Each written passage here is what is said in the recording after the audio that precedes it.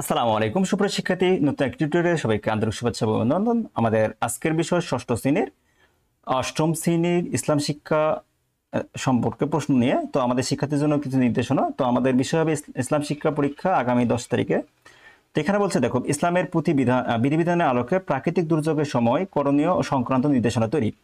এখন বলছে, তোমাদের চারপাশে পরিবেশে প্রায়শই বিভিন্ন ধরনের প্রাকৃতিক দুর্যোগ দেখতে পাও। তুমি নিশ্চয়ই জানো এই দুর্যোগগুলো কেন হয়। এই দুর্যোগের সময় বিভিন্ন ধরনের বিপর্যয় দেখা দিতে পারে। এই সময় ইসলামের বিধিবিধান চর্চা অনুশীলনের জন্য বিশেষ নির্দেশনা রয়েছে, যেখানে জানতে চাওয়া হয়েছে যে বিষয়ে তোমাদের চিন্তাগুলো উত্তরপত্রে জানাও। কাজ নম্বর 1, প্রকৃতি পর্যবেক্ষণ অভিজ্ঞতা বিনিময়।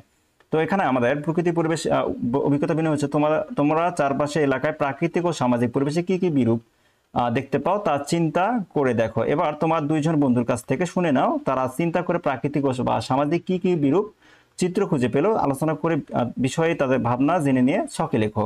তারপর বলছে 2 নম্বর, আরেকটা বলছে দুর্যোগ, তোমার দুর্যোগ সময় কি ধরনের ইসলামিক বিধিবিধান চর্চা বা অনুশীলন করতে থাকো ও আলোচনা করে লিখো।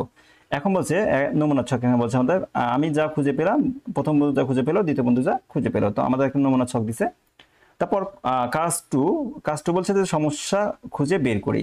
তোমার বন্ধুদের চিহ্নিত প্রাকৃতিক দুর্যোগ সময়ের ফলে কি কি সমস্যার সম্মুখীন হতে হয় বলে তুমি মনে করো। তারপর বলছে যে এসব প্রাকৃতিক বা সামাজিক দুর্যোগ থেকে তুমি ইসলামের দৃষ্টিতে কি কি খুঁজে পাও তা লেখো।